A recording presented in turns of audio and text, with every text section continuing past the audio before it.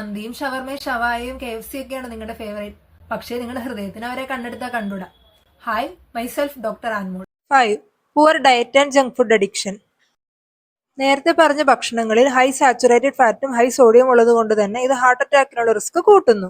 Processed ഫുഡിൽ trans fat, sugar, sodium ഇവയുടെ അളവ് കൂടുതലായതുകൊണ്ട് തന്നെ ബ്ലഡ് കൊളസ്ട്രോളിനെ ഇത് കൂട്ടുകയും പ്രത്യേകിച്ച് ബാഡ് കൊളസ്ട്രോൾ LDL കൂട്ടുകയും ഇത് രക്തധമനിയിൽ ക്ലോഗിംഗ് ഉണ്ടാവുന്നതിന് കാരണമാവുകയും ചെയ്യും. രക്തധമനികളെ ചുരുക്കുന്നതിനും പിന്നീട് അതറോസ്ക്ലീറോസിസിനും കാരണമാകുന്നു. ഇതുകൊണ്ട് തന്നെ വളരെ ചെറുപ്പത്തിൽ തന്നെ ഹാർട്ട് അറ്റാക്ക് വരുവാനുള്ള റിസ്ക് വളരെ കൂടുതലാണ്. ഹൈ LDL രക്തധമനികളിൽ പ്ലേഗ് ഫോർമേഷന് കാരണമാകുന്നു. ട്രാൻസ് ഫാറ്റ്, റിഫൈൻഡ് ഷുഗർ എന്നിവ സിസ്റ്റമിക് ഇൻഫ്ലമേഷന് പിന്നീട് C റിയാക്റ്റീവ് പ്രോട്ടീനെ കൂട്ടുകയും ഓക്സിഡേറ്റീവ് സ്ട്രെസ്സിന് കാരണമാവുകയും ചെയ്യുന്നു. ഹൈ കാർബ് ഡയറ്റിൽ നിന്നുള്ള ഇൻസുലിൻ റെസിസ്റ്റൻസ് എൻഡോത്തീലിയൽ ഡാമേജിന്റെ വേഗത കൂട്ടുന്നു. ഫാസ്റ്റ് ഫുഡിന് പകരം ഫൈബർ റിച്ച് ആയിട്ടുള്ള ഫ്രൂട്ട്സ്, വെജിറ്റബിൾസ് കഴിക്കാനായി ശ്രദ്ധിക്കുക. രാവിലെ തന്നെ ചെറു ചൂടുവെള്ളം കുടിക്കാനായി ശ്രമിക്കുക. റിഫൈൻഡ് ഓയിലിന്റെ ഉപയോഗം കുറയ്ക്കുക അല്ലെങ്കിൽ ഒഴിവാക്കുക.